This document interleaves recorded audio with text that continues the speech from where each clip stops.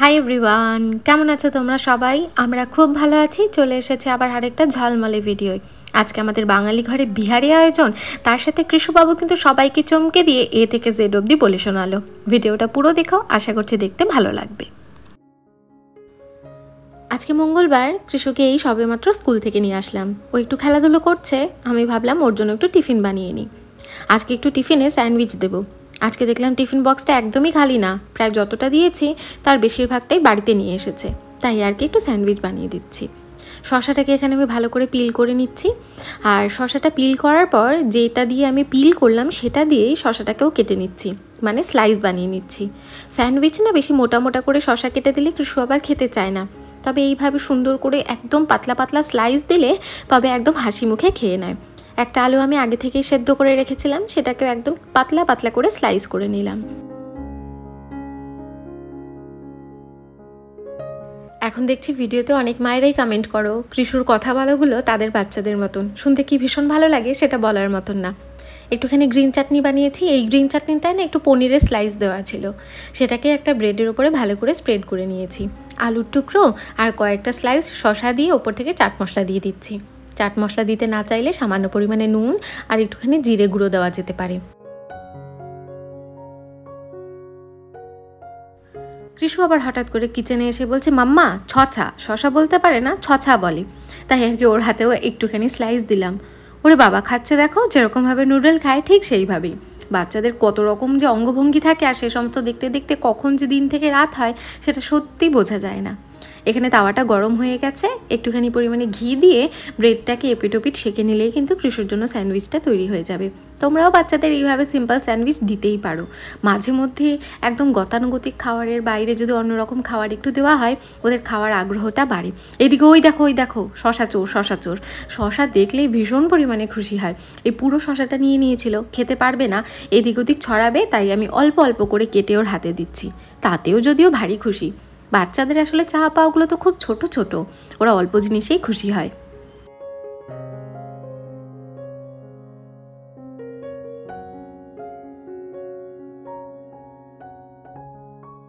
এই স্যান্ডউইচটা বম্বেতে ভীষণ ফেমাস। এটার মধ্যে টমেটো স্লাইস, ক্যাপসিকাম আরও অনেক কিছু দেওয়া যায়, তবে কৃষু অত কিছু হাবিজাবি দিলে খায় না, শসা আর আলুটা দিলেই খায়, তাই আর কি একদম সিম্পলভাবেই বানিয়ে দিয়েছি। স্কুল থেকে এসেছে সেই কখন, এখনও ড্রেসটা খোলার নাম নিচ্ছে না, তবে স্নানের সময় খুলে দেবো একেবারে। এখন কৃষুকে একটু ফল কেটে দিচ্ছি। ওই যে আজকে বললাম না টিফিন বক্সটা একদমই খালি করে আসেনি, তাই পেটে ভারী খিদে রয়েছে, তাই অল্প অল্প করে একটু খাবার দিচ্ছি। না হলে এই সময় মোটামুটি ফল খেয়েই ও ঘুমোয়। এই যে যেটা কাটলাম সেটা কিন্তু নাশপাতি না, নাশপাতির মতন দেখতে, এটার নাম বাবু ঘোষা। আমি কলকাতায় কখনো পাইনি।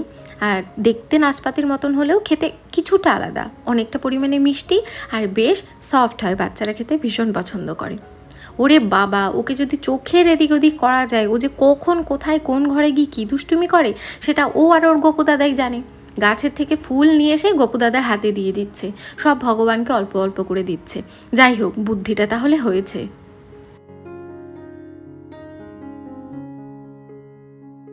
আর বলো না, ছেলেটা বড় হচ্ছে, সারাদিন যে কী পরিমাণে দুষ্টুমি করে। এই যে দেখো, বিছানার নিচে একটা চিরুনি পড়েছিল, চিরুনিটার সাংঘাতিক খারাপ অবস্থা, এটা দিয়েই আমার চুল আঁচড়ে দেবে, আর না দিতে চাইলেও জোর জবরদস্তি আঁচড়ে দেবে। কয়েক গোছা চুল রয়েছে, সেই কয়েক গোছাও আর বোধহয় থাকবে না, আর কদিন পরে টাকলু হয়ে যেতে হবে দেখছি। কৃষু তো ঘুমিয়ে পড়েছে, আর কৃষু ঘুমিয়ে পড়লেই আমি অ্যাজ ইউজুয়াল কিচেনে চলে এসে কিচেনের কাজকর্মগুলো করিনি। আজকে আবার আরও দুটো এক্সট্রা কাজ রয়েছে। ফেসবুকে দুটো ব্লগ এডিট করা রয়েছে। আমার একটা ফেসবুকে নতুন প্রোফাইল রয়েছে, আগের প্রোফাইলটায় কিছু প্রবলেমের জন্য প্রোফাইলটা খুব একটা আমি অ্যাক্টিভ থাকি না। এই নতুন প্রোফাইলটায় কিন্তু নতুন নতুন আরও অনেক আমাদের ডেইলি লাইফস্টাইলের আপডেট দিতে থাকি, নতুন নতুন ব্লগ পোস্ট করতে থাকি। তো তোমরা যারা ধরো আমাকে ইউটিউবে ফলো করছো, চাইলে তোমরা আমাকে ফেসবুকেও ফলো করতে পারো। ওই প্রোফাইলটার লিঙ্ক আমি এই ভিডিও ডেসক্রিপশন বক্সে আর পারলে পিন কমেন্টেও করে দেবো। তো তোমরা যারা চাইছো আমাদের আরও রেগুলার আপডেট পেতে, তারা ফেসবুকে আমাকে ফলো করে রাখতে পারো। কৃষু যখন স্কুলে যায় সেই সময়ে ওর কিছু খাবারের প্রিপারেশন আমি করে রাখি, যেরকম এই যে টিফিন বক্সটার মধ্যে ডাল সেদ্ধ করে রেখেছিলাম। এবার কয়েকটা পালং শাকের পাতা নিয়েছি, এবার এটাকে ধুয়ে ভালো করে কুচি কুচি করে নিচ্ছি। কুচি কুচি বলতে খুব যে কুচি কুচি করছি তা না, কৃষুর জন্য একটু ডাল দিয়ে পালং শাক বানাবো। আজকে কৃষুকে একটু নিরামিষ দেবো ভেবেছিলাম, তারপর ভাবলাম ডাল পালংয়ের সাথে একটুখানি ডিম সেদ্ধ করে দেবো, তাহলে খাওয়াটা পুরোপুরি ফুলফিল হবে, মানে প্রোটিনের পরিমাণও থাকবে আর একটু ভেজিটেবলও থাকবে আর ভাতও থাকবে। কড়াইতে ঘি গরম করেছি, জিরে, একটুখানি রসুন আর হিং ফোড়নে দিয়েছি, আর একটুখানি পেঁয়াজ কুচি, টমেটো কুচি, সামান্য পরিমাণে কাঁচা লঙ্কা কুচি দিয়ে দেবো। কৃষু একদম ঝাল খেতে পারে, মানে কাঁচা লঙ্কার ঝাল খেতে পারে, তাই ওর খাবারে কাঁচা লঙ্কাটা ইউজ করি। আবার একদম ঝাল ছাড়া খাবার দিলে ও আবার খেতে চায় না। তারপর পালং শাক কুচিটা দিয়ে খানিকক্ষণ নাড়াচাড়া করে নিয়েছি। এই যে ডালটা সেদ্ধ করে রেখেছি এটা হচ্ছে তুর ডাল। পরিমাণ মতো নুন, হলুদ, ধনে জিরে গুঁড়ো দিয়ে ভালো করে পালং শাক আর মশলাগুলোকে কষিয়ে নিচ্ছি। এই ডাল পালংটা ভীষণ হেলদি আর খুব তাড়াতাড়ি হয়ে যায়, বাচ্চা বড় সবাই খেতে পারে। এখানে আমি আলাদা করে ডালটা সেদ্ধ করে বানাচ্ছি, কিন্তু হাতে যদি সময় খুবই কম থাকে তাহলে একেবারে প্রেশার কুকারেও বানানো যেতে পারে। আর এখানে তো শুধু আমি তুর ডাল ইউজ করেছি, তুর ডালের পরিবর্তে মুসুরির ডাল, মুগ ডাল সব ডাল দিয়েই কিন্তু এই ডাল পালং বানানো যেতে পারে।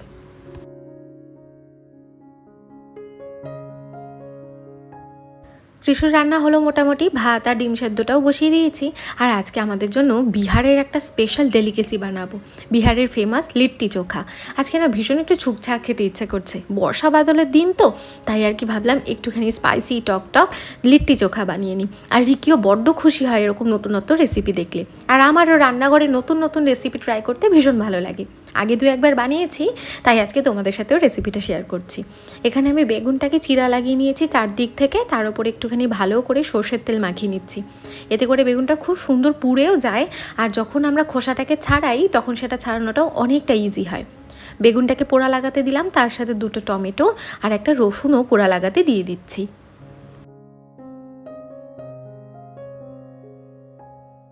এদিকে আবার কৃষুর ডালটাও হয়ে গেছে, আর ওই ছোট্ট গ্যাসটায় কৃষুর ভাত আর ডিম সেদ্ধটা বসিয়ে দিয়েছি। ডালটা দিয়ে দুপুরবেলা খাইয়ে দেবো, রাতের জন্য আর রাখবো না। যেটুকু ডাল বেঁচে থাকবে সেটা কালকে আমি রুটি দিয়ে খেয়ে নেবো। তোমরা অনেকেই আমাকে বলেছো রাতের বেলায় কৃষু সোনাকে যেন আমি কোনো শাক না দিই, তাই আর কি এখন আর রাতের বেলা কোনো শাক সবজি ওকে দিই না, মানে সবজি দিই, শাকটা দিই না। সুন্দর করে এগুলো কিন্তু পোড়া হয়ে গেছে। এই থালাটার মধ্যে বেশ অনেকটা পেঁয়াজ, কাঁচা লঙ্কা, আদা, রসুন কুচি, অনেকগুলো লেবু কেটে রেখেছি, আর বেশ অনেকটা তরতাজা ধনেপাতা কুচি করে রেখেছি। আগে থেকেই আমি 3-4টা আলু সেদ্ধ করে রেখেছিলাম, সেটার মধ্যে বেগুন পোড়া, টমেটো পোড়া, রসুন পোড়া দিয়ে ভালো করে স্ম্যাশার দিয়ে স্ম্যাশ করে নিচ্ছি। লিট্টি চোখা বানানো ভীষণ সোজা, কিন্তু মাঝে মধ্যে আমাদের বাঙালি খাবারের বাইরে যদি এরকম একটু অন্য রকমের খাবার বানানো হয় খেতে কিন্তু ভারী ভালো লাগে।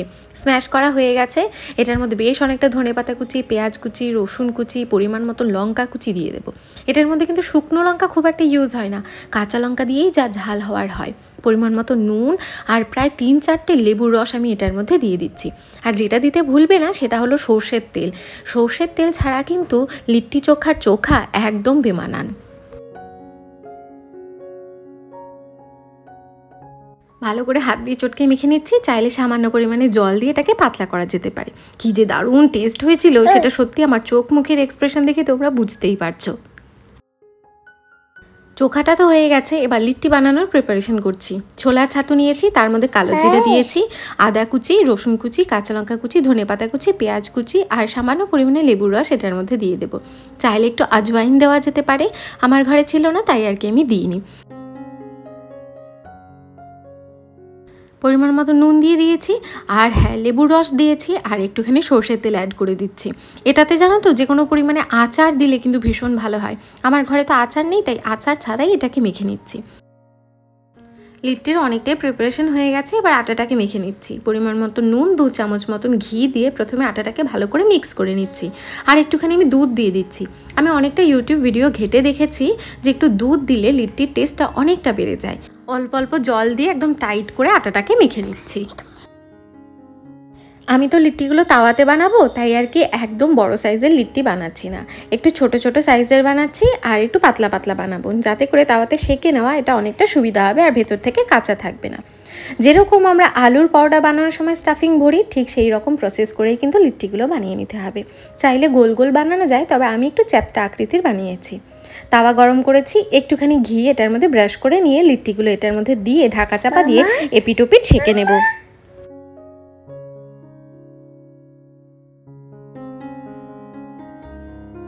লিট্টি তো আসলে তাওয়াতে বানানো হয় না, তবে আমি এপিটোপিট একটু সেঁকে নিই, তাহলে প্রসেসটা একটু ইজি হয়। তারপরে এই জালির ওপর রেখে একটা চিমটা দিয়ে ধরে এপিটোপিট ভালো করে সেঁকে নিচ্ছি। লিট্টি যতক্ষণ একটু কালো কালো পোড়া পোড়া না হয় ততক্ষণে লিট্টির টেস্ট আসে না। তারপর একটা ঘিয়ের বাটির মধ্যে এটাকে চুবিয়ে তুলে নিতে হবে, ব্যাস লিট্টি কিন্তু তৈরি। লিট্টির সাথে চোখা, একটু কাঁচা পেঁয়াজ, সামান্য পরিমাণে গ্রিন চাটনি দিয়ে সার্ভ করলেই দারুণ স্বাদ লাগে খেতে। একবার অবশ্যই ট্রাই করে জানিও, আশা করছি ভালো লাগবে। রিকি অফিস থেকে এসছে, যেই শুনেছে লিট্টি চোখা, ওর মুখে যা হাসিটা ফুটে উঠেছে সেটা একদম বলার মতন না। কেমন লাগছে বলো? ভালো হয়েছে না? সত্যি ভালো হয়েছে আজকে।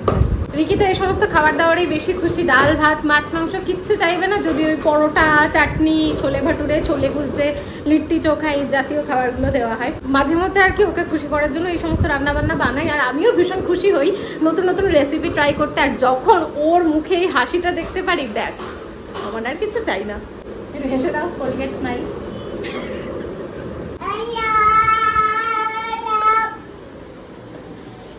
লাভ লাভ বলো, A B C D E F G H I J K L M N ও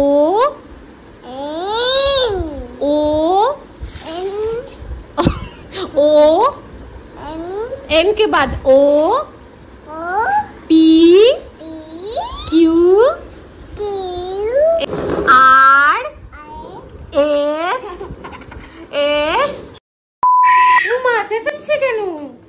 আরে বাবা, পায়ের মধ্যে এসে গাড়িটা নিয়ে দুম দাম করে গুঁতো দিচ্ছে। কৃষ্ণ সোনার জন্য আজকে টিফিনে বানিয়েছি চিজ আলু দিয়ে পরোটা। आ जाओ।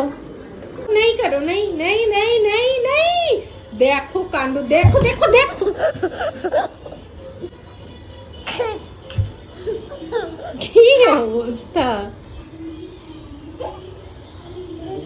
দেখেছো আমাদের গুড়গুড়ির কাণ্ড।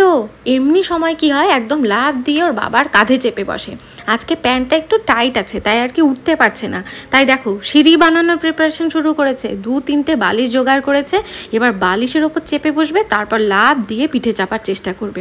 উফ বাবারে বাবা, কি যে দুষ্টু হয়েছে, কি যে সাংঘাতিক দুষ্টু হয়েছে, সেটা হয়তো ভিডিওতে এক অংশও আমি তুলে ধরতে পারি না। একদিন একদম রিয়েল কিছু ক্লিপিং তোমাদের সাথে শেয়ার করবো। কৃষ্ণ সোনা সারাদিনে কত রকমের দুষ্টুমি করে সেটা ওই ভিডিওতে ফুটিয়ে তোলার চেষ্টা করব। আশা করছি সেই ভিডিওটা দেখতেও তোমাদের বেশ ভালোই লাগবে। বিকেলবেলা একটু হাওয়া খেতে বেরিয়েছিলাম, এখন মাঝে মধ্যেই বিকেলবেলা বেরিয়ে পড়ি।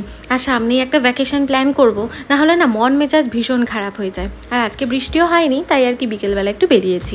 ওই কিছু না, একটু শপিং মলে আসছি, একটু যদি আইসক্রিম খাওয়ার থেকে আইসক্রিম খাই, বাইরে যদি একটু ফুচকা খাওয়া থেকে সেগুলো খাই, এই আর কি, বেশি কিছু না।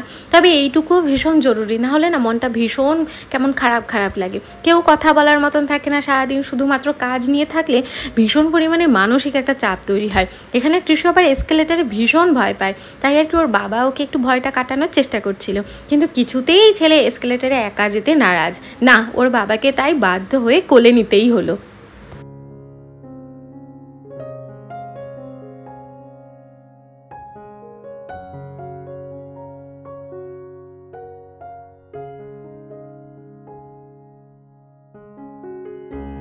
এই এসকেলেটরের নিচে একটা এরকম বাচ্চাদের বাইক আর একটা এরকম দেখো গাড়ি কোথা থেকে রাখা ছিল, সেইটাকে আবার খুঁজে বের করে এটার ওপর চড়বে বলে এখানে দুষ্টুমি শুরু করেছে। ওকে একটুখানি পটিয়ে পাঠিয়ে যেই নিয়ে এসেছে একটা গ্রসারির দোকানে, গ্রসারি দোকানের পাশেই ছিল স্যালুন, যেখানে কৃষ্ণ চুল কাটাতে এসেছিল। রাতের বেলায় বায়না ধরেছে ওকে নাকি এখন চুল কাটিয়ে দিতে হবে। ভাবা যায় এই রাত্রের বেলার মধ্যে কি চুল কাটানো সম্ভব? তোমরাই বলো। কৃষকে নিয়ে একবার যদি নিচে আসা হয় একদম ঘরে যেতে চায় না, কখন থেকে এদিকে দৌড়াচ্ছে এখনো ঘরে যাওয়ার নাম নেই। উড়ি বাবারে আসতে একটা বাজে খাবার আমি খেতে খুব ভালোবাসি। যে কোনো মন খারাপের দিনে একটু যদি ম্যাগি কেউ বানিয়ে দেয় আমি ভীষণ খুশি হই। আজকে মন খারাপ না, তবে হঠাৎ করে মনে হলো বৃষ্টি বর্ষার দিনে একটু ম্যাগি খাওয়া যাক। রাস্তা থেকে আসার সময় দুটো ম্যাগির প্যাকেট নিয়ে এসেছিলাম। বাড়িতে এখন আর বেশি প্যাকেট মানে বড় প্যাকেটটা এনে রাখি না, বেশি বড় প্যাকেটটা আনা থাকলেই না বেশি খাওয়া হয়। তাই যখন খুব কচিত খেতে ইচ্ছে করে তখন দুটো প্যাকেট নিয়ে আসি, ব্যাস আমি আর কি দুজন মিলে খেয়ে নিই। আর কৃষকে একটুখানি দিয়েছি, একদম সামান্য নামমাত্র। তবে আমরা যখন 6 মাসে 9 মাসে একবার ম্যাগি খাই, ওকে একটুখানি দিই।